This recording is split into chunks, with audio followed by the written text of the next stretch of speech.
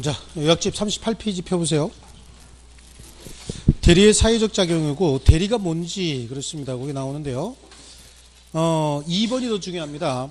대리행위는 법률행위함에 의사결정 및 의사표시하는 자와 그에 따른 법률 효과, 귀속되는 자가 분리되는 제도다 이렇게 얘기하고 있죠. 예, 요게 1번도 시험에 잘 나왔고 2번도 시험에 나온 적이 있는데 맨날 1번만 공부하다가 2번으로 시험에 나오니까 아주 전멸하다시피 다 틀렸던 그 지문입니다. 그 지문이요. 임의 대리는 사적 자치를 넓혀주는 기능을 하고 법정 대리는 사적 자치 능력이 부족한 사람을 보완해주는 기능을 하죠. 그 허용 범위는 불사실엔 대리 없다라고 공부하시면 되고요. 대리의 종류는 대리권의 발생에 따라서 법정 임의, 대리권의 유무에 따라서 대리권 행사할 때 대리권의 유무에 따라서 유권 대리와 무권 대리, 대리 행위의 모습에 따라서 능동 대리, 수동 대리 이렇게 나누어집니다. 자, 그다음에 이제 대리권입니다. 대리권은 대리인이 본인을 위해서 제3자와 법률 행위를 하고 그에 따른 법률 효과를 본인에게 귀속시킬 수 있는 지위 내지는 자격입니다. 그래서 이거는 권한이라고 하는데요. 법정 대리권은 법률 규정에 의해서, 임의 대리권은 수권 행위에 의해서 발생을 하는데 그 수권 행위는 독자적인 행위다. 옆에 써놓으면 되겠죠. 수권 행위 독자성 그리고 무인성 이렇게요. 수권행위와 독자성, 무인성 그것만 써놓으시면 되겠고요. 대리권의 범위예요. 법정 대리권의 범위는 법률 규정에 의해서, 임의 대리권의 범위는 수권행위로 정한 범위다. 근데 수권행위로 범위를 정하지 않았거나 또 확정할 수 없는 경우에 보존, 이용, 개량 행위만 할 수 있다죠. 그래서 이용, 개량 행위는 물건이나 권리의 성질이 변하지 않는 범위 내에서만 할 수 있다. 근데 무제한 가능하니까 부패하기 쉬운 물건의 처분도 가능하다 이렇게 얘기하고 있죠. 무제한이에요. 그래서 주로 이제 예를 들면 그거예요. 뭐 소멸시효를 중단시켰다든지 신축 건물의 소유권 보존 등기를 한다든지 건물의 유지 수선 행위를 한다든지 뭐 그런 정도로 보시면 충분할 겁니다. 자, 그다음에 대리권의 범위를 초과한 행위는요. 무권 대리로서 126조의 권한을 넘은 표현 대리가 된다. 자, 그 밑에 이제 대리권의 범위 중에서 자, 매수할 권한을 수여받은 대리인이 처분할 대리권이 있다고 볼 수 없죠. 그 다음에 그 밑에 임의 대리권에는, 즉 능동 대리권에는 수동 대리권도 포함하고 있습니다. 그래서 토지 매각의 대리권을 가진 자는 그 매매계약에 따른 중도금이나 잔금을 수령할 권한도 있는 것이고요. 매매계약 체결과 이행에 관해서 포괄적 대리권 가진 자는 그 중도금이나 잔금의 지급기일을 연기해 줄 권한도 있고, 매매계약 체결의 대리권을 가진 가지가 아니고 가진이죠. 취소 해제는 자유롭게 할 수 없어요. 취소 해제하려면 어떻게 해야 됩니까? 특별수권이 있어야 되겠죠. 금전 소비대차 계약을 체결할 대리인은 계약에 따른 이자 결정과 계약을 연장할 권한도 가진다. 왜냐하면 금전 소비대차 계약을 체결한다는 얘기는 돈 빌려주고 이자 늘려달라 그런 얘기잖아요. 그러니까 그런 활동은 다 할 수 있다. 그 다음에 주택 이전용 인감증명서 만회교부. 인감증명서 만회교부는 아무것도 아니라 그랬죠. 대리권 수요를 볼 수 없다. 그 다음에 거기 오답 유형도 매매계약 체결과 이행에 관해서 포괄적 대리권을 가진 대리인은 중도금이나 잔금을 수령할 권한이 있겠지만 특별한 사정이 없는 한 약정된 매매대금 지급기일을 연기해 줄 권한도 있다라고 해야 되겠죠. 성립시킬 대리권에 소멸시킬, 즉 해지할 대리권은 없는 것이고요. 또 예금 계약 체결을 위임받은 자가, 그래서요, 계약을 성립시키라고 위임받은 자가 그 예금을 담보로 대출받거나 처분할 수 있는 대리권이 포함되어 있다고 볼 수는 없겠죠. 처분할 대리권까지 포함하고 있는 건 아니고요.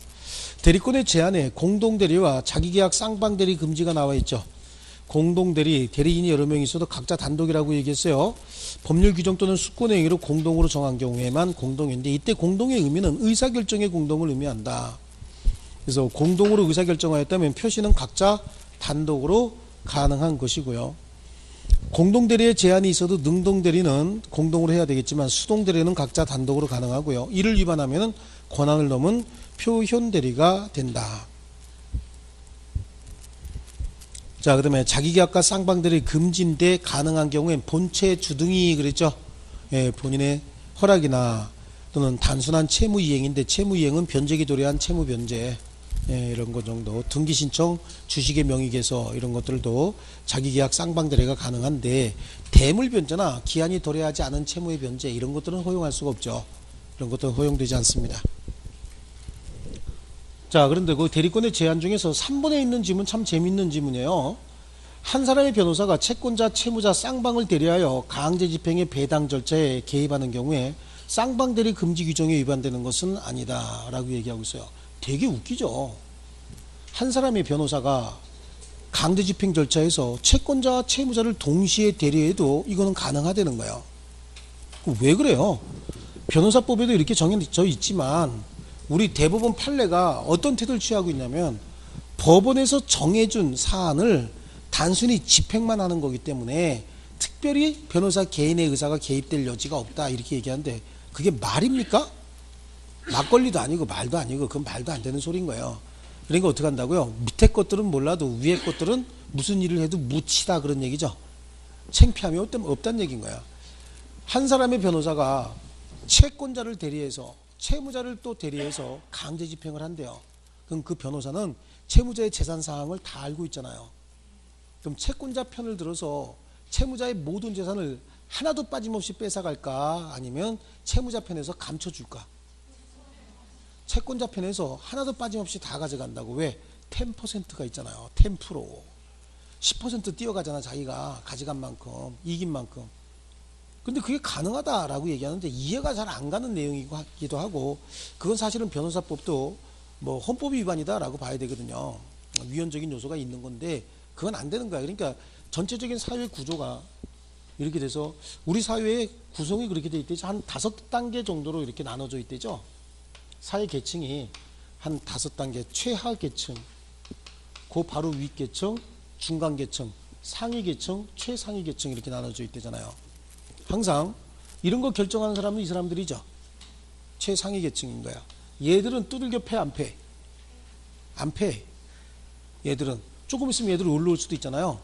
그리고 만나면 얘들이 술 사니까 안 패는 거야. 얘들은 두들겨 팹니까 안 팹니까?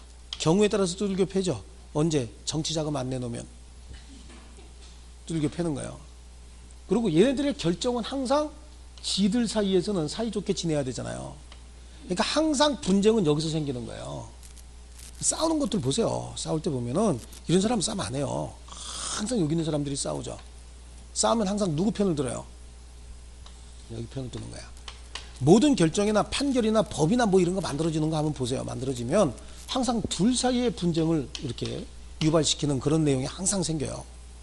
그래서 여기서 여기 댐비잖아요. 그럼 누구 편을 들어? 여기 편을 드는 거야.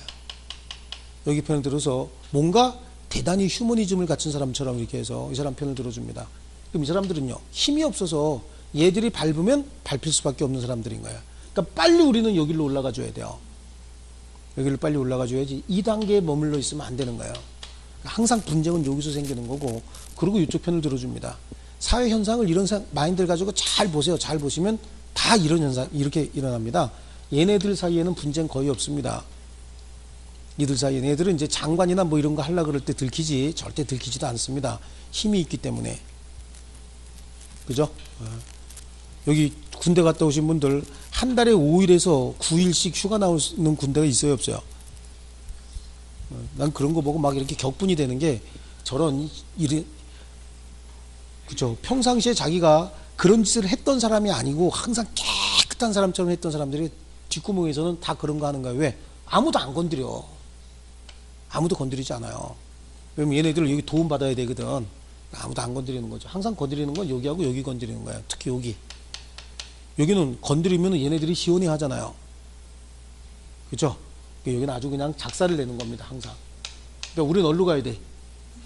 또 의도맞기 싫다고 밑으로 내려가는 거 안 되고, 그쵸? 의도맞기 싫다고 일로 내려오면 안 돼요. 그럼 같이 거지 되는 거예요. 이런 판례 이렇게 보면 지들끼리 나눠 먹게 하고 있다 그런 생각이 들죠. 예. 왜냐하면 망치 잡은 사람들이 이제 어디 가야 됩니까?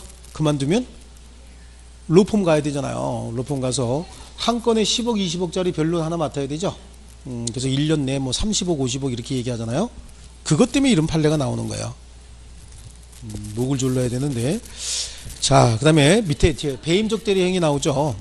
배임적 대리행위. 대리인의 외형상 대리권 범위 내에서 대리행위했지만 실질적으로는 자기 자신의 개인적 이익 또는 제3자의 이익을 위해서 대리행위를 남용하는 경우인데, 자, 107조 1항 단서 유추 적용상 원칙이 표시한 대로 유효죠. 네, 넘겨보시면 예외적으로 무효가 됩니다. 어떤 경우에요? 상대방이 그 사실을 알았거나 알 수 있었을 경우에. 그런데 이제 신의칙설도 있긴 있어요. 그런데 우리 그냥 다수설 정도 이렇게 보시고 다수의 판례 보시면 되는데요. 자, 여기서 이제 아까 말씀드린 것처럼 대리권 남용 사실이 분명히 밝혀진다라고 하더라도 본인은 책임지는 겁니다. 언제만 책임지지 않는다 그랬죠? 그 상대방이 알았거나 알 수 있었을 경우에 이렇게 나오고요. 우리 시험에 나오면은 꼭 항상 나오는 게 이런 식으로 해서 이론 문제로 나오든지 아니면 사례 문제로 나와요. 그래서 근저당 설정 계약을 체결하고 대출받을 권한을 가진 대리인이 자신의 그 대리권을 남용해서 5천만 원을 추가적으로 대출을 받고 그 5천만 원 추가 대출 받은 걸 본인 갖다 준 게 아니고 자기의 주식 투자에 사용했다 이렇게 나온다고. 그럼 그 주식 투자에 사용한 5천만 원을 누가 책임져야 되느냐? 본인이 책임져야 되죠. 대출 받을 때 금융기관이 자기 개인을 위해서 쓸 것이다 라고 하는 사실을 알았으면 본인은 책임지지 않겠죠. 하지만 그러한 사정이 없으면 본인이 그 5천만 원에 변제 책임이 있다. 이거 골라내야 되는 겁니다. 둘 중에 하나예요. 금융기관이 알았다 또는 알 수 있었다 이렇게 나오든지 그 말이 없으면 무조건 본인이 책임을 진다. 5천만 원의 변제 책임이 있다. 이거 골라내는 겁니다. 우리 시험엔 그 둘 중에 하나예요. 그래서 이론 문제로 나와서 대리권 남용 사실이 분명히 밝혀진 경우에도 본인이 책임지고 상대방이 알았거나 알 수 있었을 때만 본인이 책임지지 않는다. 이거 골라내든지 사례 문제로 나오면 조금 아까처럼 5천만 원 추가 대출 받은 게 나온다고. 추가 대출 받은 사실을 금융기관이 알았거나 알 수 있었으면 본인은 변제 책임이 없지만 그런 사실이 없으면 본인이 변제 책임이 있다. 이렇게 둘 중에 하나입니다. 아시겠죠? 이거 가지고 내면요. 그 다음에 대리권의 소멸은 사성파 사원수 이렇게 되죠. 그 다음에 그 밑에 핵심 지문 오답 유형에 피성년 후견의 개시는 할 때 그 피자는 지우세요.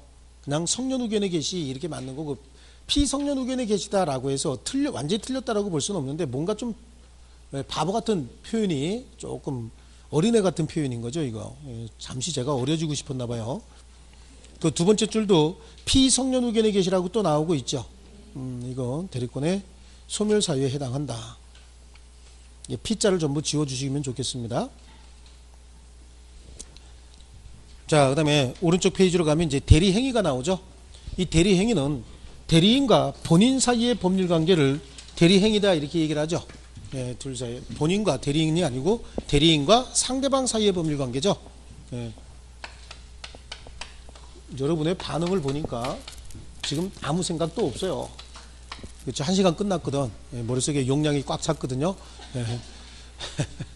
메모리 용량을 좀 늘리세요. 요즘에 테라 시대야, 테라. 예. 32기가 이런 거 말고, 32기가? 아니지, 32메가 뭐 이런 거 말고요. 기가 단위로 좀 올려놓으셔야 되고요. 자, 둘 사이의 법률행위인데요. 누가 하는 법률행위라 그랬죠? 대리인이 하는 법률행위예요. 의사결정, 의사표시 다 누가 해요? 대리인이 합니다. 그런데 왜 본인에게 법률 효과가 나타난다 그랬어요? 현명을 했기 때문에 그래요. 현명. 이 법률 행위는 비록 내가 하지만 나 자신을 위한 행위가 아니고 누구를 위한 행위다?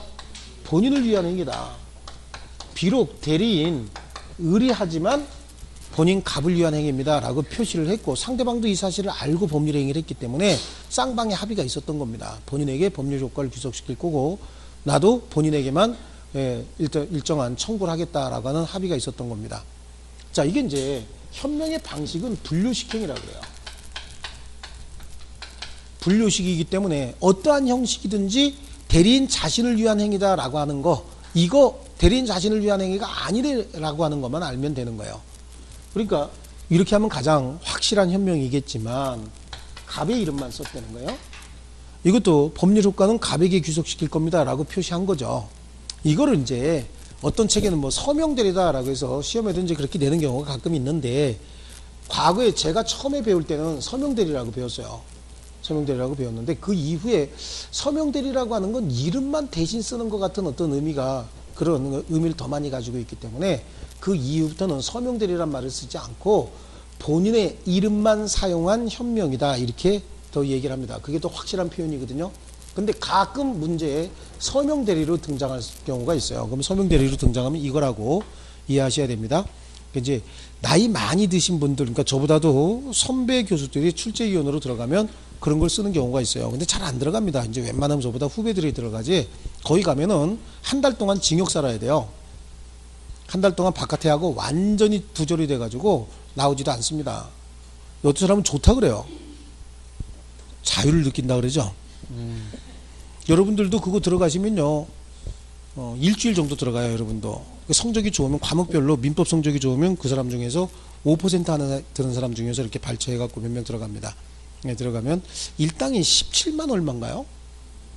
그렇게 준답니다. 그래서 일주일이 있다 나오면 150 몇만 원, 3.3%인가 뛰고 150 몇만 원 준다 그러죠. 그래요. 갑자기 또 돈 욕심이 생겨서 열심히 해야 되겠어? 자, 이것도 현명해요. 왜 현명이죠, 이게?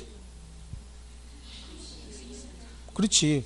나 자신을 위한 행위가 아니고 갑을 위한 행위입니다라고 표시했잖아요. 이게 현명인데, 이거는 현명이에요, 아니에요? 이거는 현명하지 아니한 행위입니다. 현명하지 아니했으니까 자기 자신을 위한 행위로 추정한다야, 본다야? 본다로 해야 돼요. 이건 이제 추정으로도 가끔 나오는데요. 자, 이건 이제 왜 그렇게 정해놨냐면, 이 사람이 하루 종일 법률 행위 할 때 자기 자신을 위한 행위를 더 많이 해요, 본인을 위한 행위를 더 많이 해요? 이 사람이 하루 종일 여러 가지 활동을 할 때 자기 자신을 위한 행위를 더 많이 합니까? 본인을 위한 행위를 더 많이 합니까? 99.9%가 자기 자신을 위한 행위예요. 그럼 자기 자신을 위한 행위를 할 때는 갑의 이름 써요, 안 써요? 지 이름만 쓰죠. 지 이름만 씁니다. 이 중에서도 이익이 생기는 행위도 있을 테고 손해가 생기는 행위도 있을 거 아니겠어요. 손해가 생기는 행위, 이거 자체는 취소하고 싶죠. 그래야 손해를 면할 거 아니겠어요. 근데 취소하고 싶은데 이거 쉽게 취소 못하는 거예요. 아무 때나 취소 못합니다. 차고사기 강박 아니면 취소 못하죠. 제한능력 차고사기 강박 아니면 취소 못하는 거야. 손해가 생겨도 손해를 그냥 부담해야 되는데, 이 행위는 사실은 진짜 대리행위할 의사로 이름을 쓰다 보니까 그냥 자기 이름만 쓴 거예요.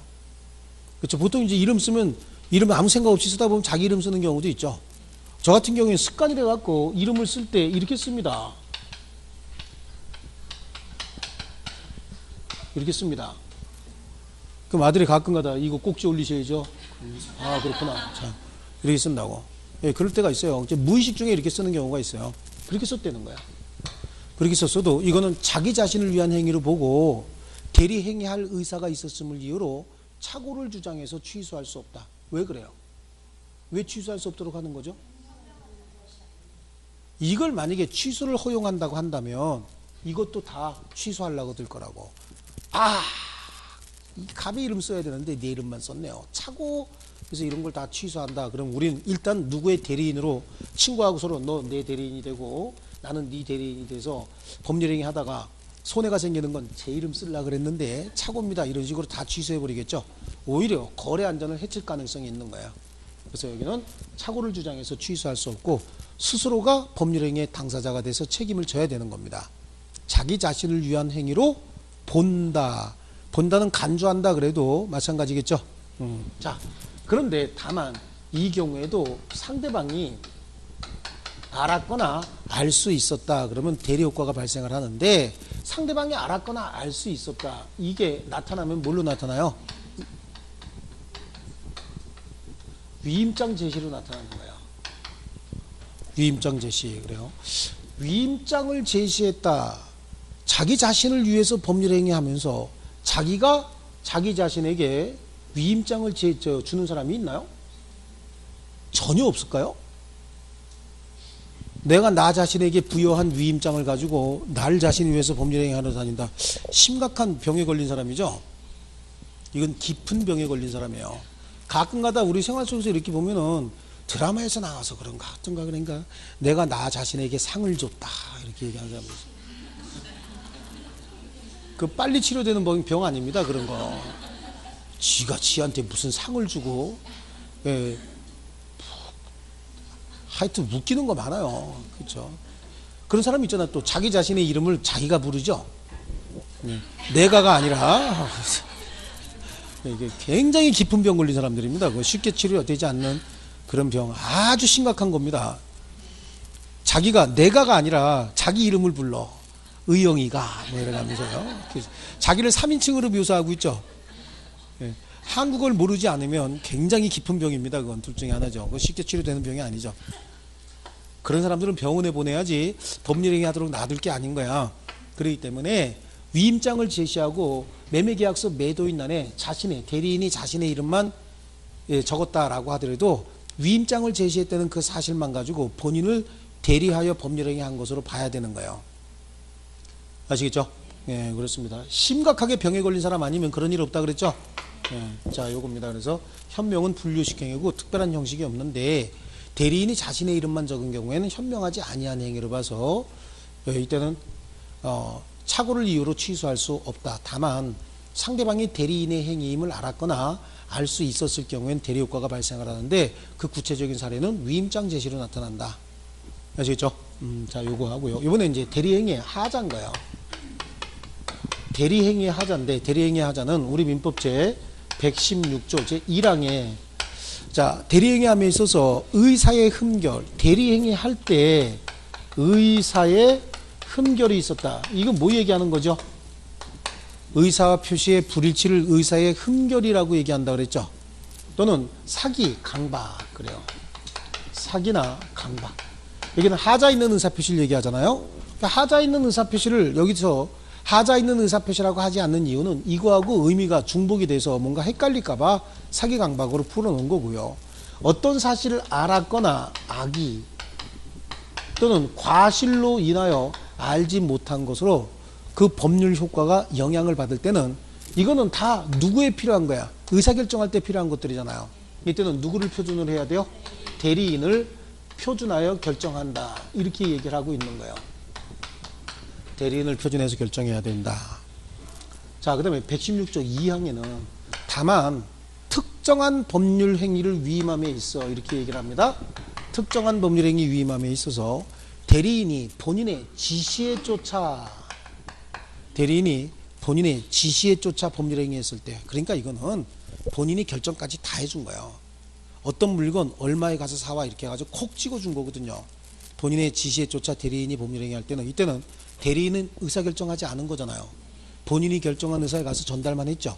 비록 자격은 대리인 자격이라고 하더라도 행위 자체는 사자의 행위 정도밖에 안 한 거예요.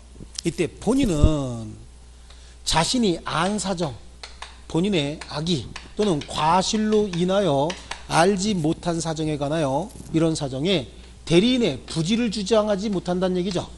이런 경우에 대리인의 부지를 주장하지 못한다는 얘기는 본인을 표준해서 판단해야 된다는 얘기예요. 대리인은 몰랐지만 본인이 알고 있으면서 대리인에게 콕 찍어서 위임을 했습니다. 자, 이 물건 사갖고 오는데 그 물건 안쪽을 잘 보면은 스크래치하고 데미지가 있으니까 그만큼 가격을 깎아라 라고까지 얘기를 해줘야 되는데 그건 얘기하지 않고 조물건 가서 사오는데 10,000원 이상 주면 안 된다.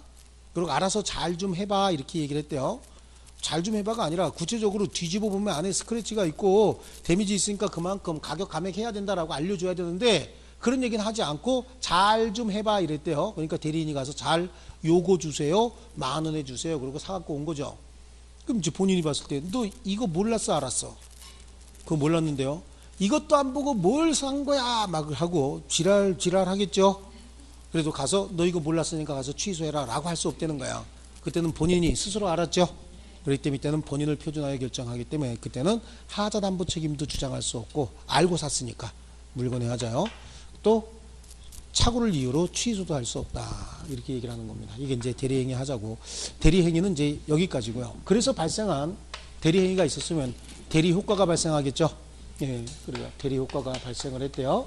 대리행위로 인해서 발생한 대리효과는 모두 다 본인에게 직접 귀속이 됩니다. 이때 중심효과다라고 하는 건 권리의 변동과 관련돼서 둘이 권리 변동을 위해서 법률행위 했을 거 아니에요. 그 권리 변동도 갑에서 병에서 갑으로 직접 이전하고 직접 이동하는 겁니다. 이게 중심효과고요. 부수적인 효과라고 해서 주변 효과다라고도 얘기하고 부수적인 효과인데 이 부수적인 효과는 3개 정도 아시면 돼요. 취소권, 해제권, 하자담보 청구권, 하자담보 요구권 이런 것들도 다 본인에게 귀속이 되는 거예요. 법률행위를 취소해야 되겠다. 이 법률행위 해제해야 되겠다. 계약 해제해야 되겠다. 또는 하자담보 청구해야 되겠다. 이런 것들도 다 본인이 행사해야 된다. 그래서 모든 법률효과가 다 본인에게 귀속이 된다. 이때 이 본인은 권리 능력만 있으면 되지 의사 능력이나 행위 능력은 필요가 없다는 얘기예요. 마스크, 산소 마스크 쓰고 돌아가시기 직전이라고 하더라도 심박이 정지되지 않는 한 생존하고 있는 분입니다. 그러니까 이분은 권리 능력이 있어서 재산을 취득할 수 있는 겁니다. 아시겠죠? 이때 본인은 뭐죠? 권리 능력만 있으면 되지 의사 능력이고 행위 능력이고 다 필요 없다. 권리 능력만 있으면 대리인이 알아서 모든 거 다 결정해 주잖아요. 그래서 권리 능력만 있으면 된다. 여기가 대리 행위까지 또 대리 효과까지였습니다. 여기 이제 얼른 볼게요. 자, 43페이지 보면은 대리 행위입니다. 대리 행위는 대리인이 본인을 위하여 제3자와 하는 법률 행위죠. 그리고 이 대리 행위는 누구의 행위예요? 대리인의 행위인 거예요. 의사결정 표시 다 대리인이 하게 되죠. 대리인의 행위고요. 현명주의, 현명이라고 하는 건 본인을 위한 행위임을 표시하는 걸 현명이다. 그리고 분류식 행위죠. 능동대리의 경우에는 대리인이 현명하죠. 하지만 수동대리는 누가 현명해야 돼요? 상대방이 현명해야 되는 거예요.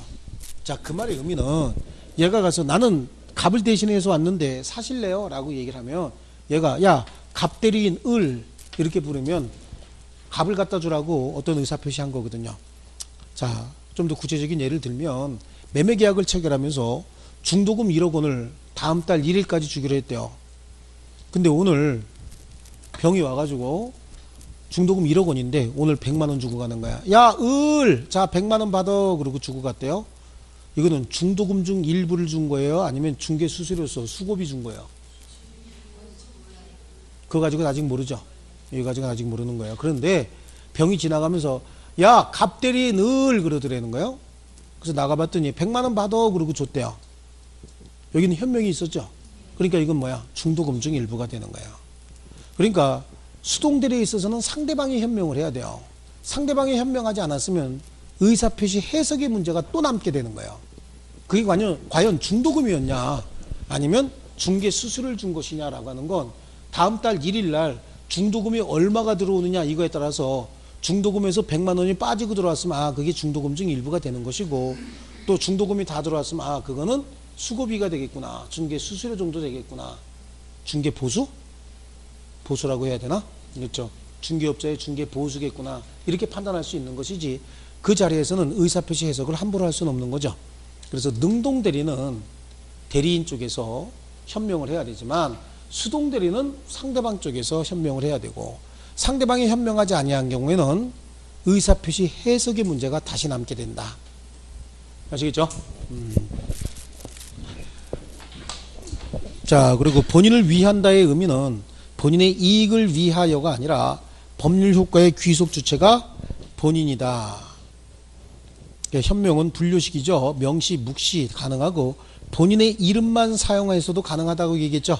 그 옆에다 한번 써놓을게요. 이거를 다른 가로 열고 서명대리라고도 한다. 이렇게요.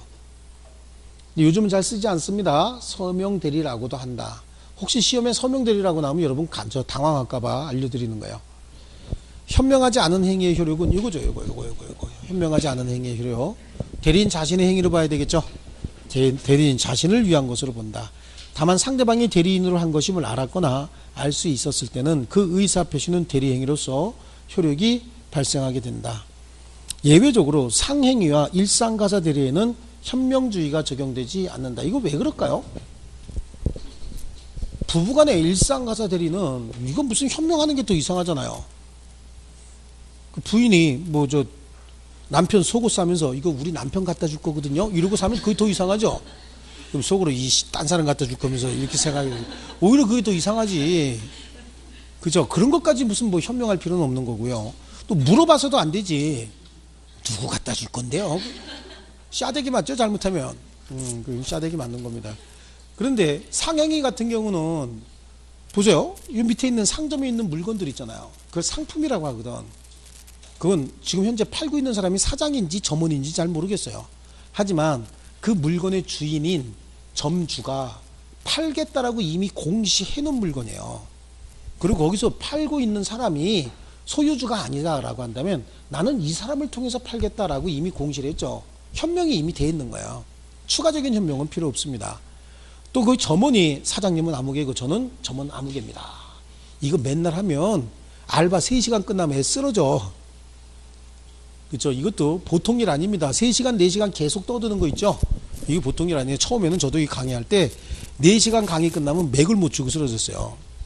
네, 근데 이제 체력이 점점 이렇게 늘어나니까 버티는 힘이 생기더라고. 그때는 막 왜 수업을 4시간씩 하는 거야? 3시간만 하지. 넷째 시간에 얼마나 힘든지 견디지 못할 정도였다고. 근데 이제 10몇 년 동안 하다 보니까 견뎌지더만요. 사람의 몸이 적응을 이렇게 하더라고. 그래서 그런 거지 무슨 뭐 체력이 좋습니다 그런 얘기 할 때마다 내가 무슨 체력이 좋으냐 나도 죽겠다 예, 하고 있는 겁니다. 자, 그래서 현명하지 않은 행위의 유력은 대리인 자신을 위한 것을 보고 상행이나 일상가사 대리에는 현명주의가 적용되지 않는다. 그렇습니다. 그 다음에 넘겨보시고요. 대리행위의 하자 및 대리인의 능력. 그렇습니다. 대리행위의 하자를 판단할 때는 민법 제116조 1항에 의사표시의 효력이 의사의 흠결이나 사기강박 어느 사정을 알았거나 과실로 알지 못한 것으로 인해서 영향을 받을 때는 그 사실의 유무는 대리인을 표준하여 판단한다. 그 다음에 116조 2항에 본인을 기준으로 판단하는 경우도 있는데 특정한 법률행위를 위임한 경우에 대리인이 본인의 지시에 쫓아 그 법률행위 했을 때 그 특정한 법률행위 본인의 지시 둘 다 들어가야 됩니다. 하나만 들어가면 특정만 들어가면 안 돼요. 지시가 들어가 줘야 되죠. 지시했다는 얘기는 특정해서 지시했다 그런 의미가 들어가 있는 거거든요. 그래서 본인의 지시에 쫓아 행위를 한 경우에 본인은 자기가 안 사정 또는 과실로 인하여 알지 못한 사정에 대하여 대리인의 부지를 주장하지 못한다. 대리인이 몰랐어도 지 스스로 취소하거나 해제하거나 하자담보 책임 물을 수 없다 그런 얘기죠. 이 대리인의 능력입니다. 대리인은 행위 능력자임을 요하지 않는다. 그런데 행위 능력은 없어도 의사결정은 해야 되잖아요. 그러니까 의사 능력 정도는 있어줘야 되는 거예요.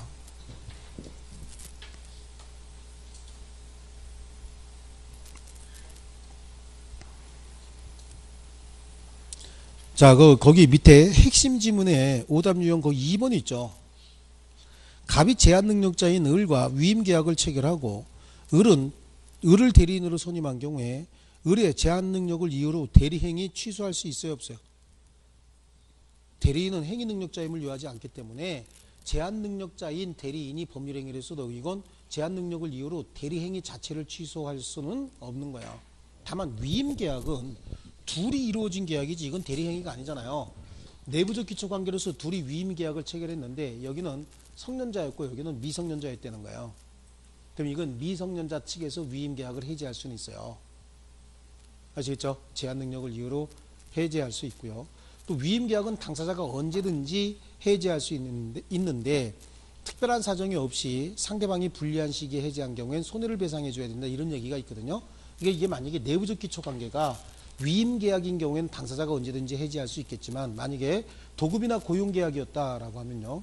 특히 이제 도급 계약 같은 거였다 그러면 제한 능력자 측에서 이 도급 계약을 해제하거나 취소할 수는 있죠. 취소할 수는 있는 거죠. 다만 본인은 이 사람이 제한 능력자라고 해서 이 내부적 기초 관계를 취소할 수도 없는 것이고 제한 능력자가 한 대리 행위는 완전히 유효죠. 그러니까 이 대리 행위도 제한 능력을 이유로 취소할 수는 없는 거예요. 왜? 대리인은 행위 능력자임을 요하지 않기 때문에 그렇습니다. 그러면 제한 능력자가 한 대리 행위도 완전히 유효죠. 예, 그 누구도 취소할 수 없어요. 제한 능력자 자신은 이 행위 취소할 수 있어요, 없어요? 자, 보세요. 제한 능력자가 대리 행위를 했다고. 이거 없어요. 한두 번 얘기한 게 아닌데 다 잊어버려서 그래요. 자, 보세요. 대리인은 행위 능력자임을 요하지 않는다. 이렇게 얘기하고 있잖아요. 그러면 대리인은 행위 능력이 없어도 즉 제한 능력자인 경우에도 대리행위 할 수 있고 그 대리행위는 유효인 행위가 되는 거예요. 그래서 본인도 제한 능력을 이유로 이 대리행위를 취소할 수는 없어요. 제한 능력자가 한 행위지만. 여기까지 이해하셨죠? 그럼 제한 능력자는 자신이 한 행위가 제한 능력자의 행위라고 해서 이 대리행위 취소할 수 있어요, 없어요? 그것도 없는 거예요. 제한 능력자가 한 법률 행위는 취소할 수 있는 행위라고 우리 총칙에서 배우잖아요, 그죠? 뒤에 가면 무효 취소에서 배우죠? 제한 능력을 이유로 취소할 수 있는데 제한 능력자가 그 자신의 행위를 취소할 수 있도록 정해놓은 이유는 제한 능력자에게 손해가 생길 가능성이 있기 때문에 그래요.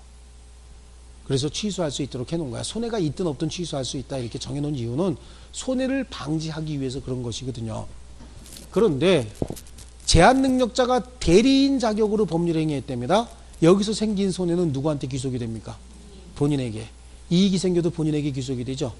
제한 능력자가 대리인 자격으로 대리 행위를 했다라고 하더라도 제한 능력자 측에 생길 수 있는 손해는 전혀 없는 거야.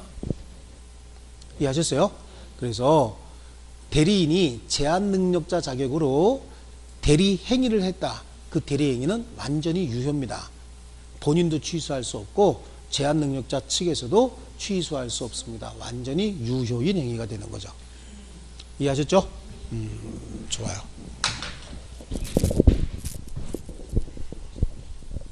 그래서 의사 능력 정도만 있으면 된다라고 하는 거고, 그 밑에 제한 능력을 이유로 대리 행위는 취소할 수 있으나, 그 틀렸죠?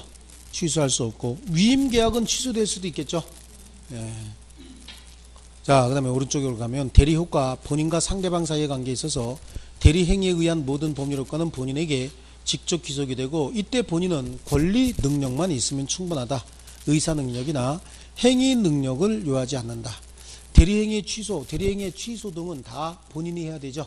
하자 담보 요구, 계약의 해제권, 대리 행위의 취소권, 이거 다 본인이 해야 됩니다. 원칙적으로 본인에게 귀속이 돼야 된다. 그 밑에 이제 하나 참고적으로 들어가는 게, 불공정한 법률 행위가 대리인에 의해서 이루어진 경우에 궁, 본, 경무대, 이거 얘기하고 싶은 거죠. 궁, 본, 경무대. 자, 그 다음에 나오는 게 이제 복대리입니다. 복대리는 복 있는 대리다, 그런 의미죠. 그래서 예. 아니에요? 복 있는 대리 아니야? 왜 아닐까? 원래 제가 처음에 대학 가갖고 공부할 때는 복대리는 그때는 전부 한자로 썼어요. 은는 이가 이다만 빼놓고, 그래서요 서술어미, 종결어미 이런 것들만 빼놓고 나머지는 다 한자로 썼습니다. 근데 이게 이제 90년대 초반에 뭐 PC, 뭐에서 퍼스널 컴퓨터 뭐 이런 얘기 나오면서 모든 게 다 이제 컴퓨터에 저장이 되기 시작합니다. 거기에 처음에 저장한 게 한글로 저장이 됐어요. 그래서 한글로 저장이 돼서 이렇게 복대리 이렇게 됐던 거죠. 이랬다가 이게 이제 컴퓨터 프로그램에 의해서 한자로 전환이 되면서 그 다음에 전환이 됐던 건 이렇게 전환이 됐습니다.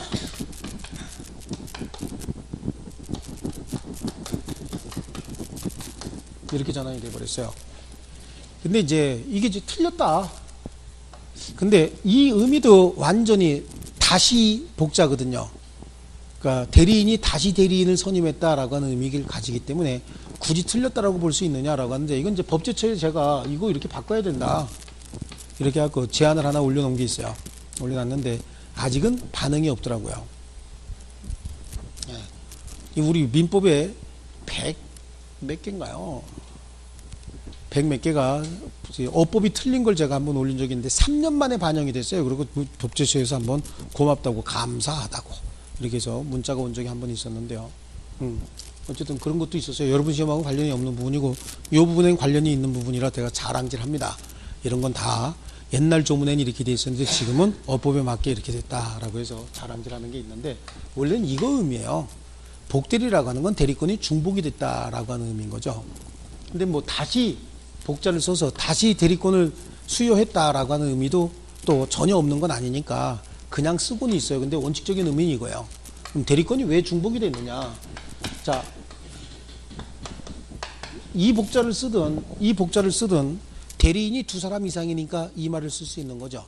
뭔가 중복이 됐다라고 한다면 하나의 대리권만 가지고 대리권이 중복이 됐다라고 얘기하진 않잖아요.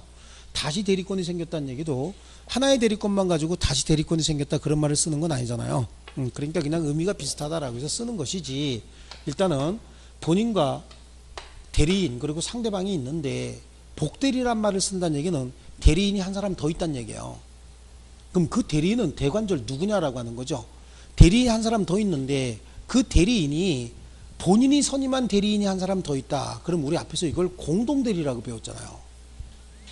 그러면 대리권이 발생하는데 본인이 을에게 대리권을 줬으면 이게 이제 수권행위에 의해서 대리인이 생겼는데, 다른 대리인을 또 선임했으면 공동대리라고 부른다 그랬잖아요. 근데 한 사람의 대리인이 더 있는데 공동대리가 아니고 중복된 대리권이다 라고 한다면, 그럼 남은 사람 누굽니까? 이제 을이겠죠. 을이 선임한 대리인이 한 사람 더 있는 거예요. 을이 이 사람을 선임을 할 때는 현명하지 않습니다. 대리인이 자신의 이름으로 선임한 본인의 대리인이다 이렇게 얘기를 해요. 대리인이 자신의 이름으로 선임한 본인의 대리인이다. 본인의 대리인은 맞는데 지 이름으로 선임한다. 현명을 했단 얘기 안 했단 얘기야. 대리인이 복대리인 선임할 때 현명을 했어요 안 했어요? 다시 한번 잘 들어보세요.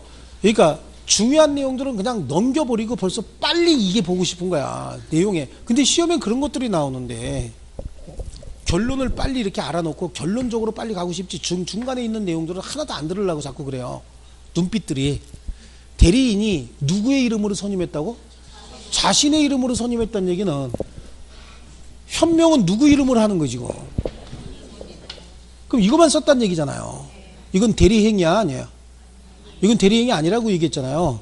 그러니까 대리인이 자신의 이름으로 선임한 본인의 대리인이 복대리인이라고. 그럼 현명을 했다 안 했다? 안 했다. 그러니까 이 복대리인을 선임하는 이 행위는 대리인의 행위 맞죠? 에? 대리인의 행위 맞잖아. 맞는데 대리 행위는 아니지.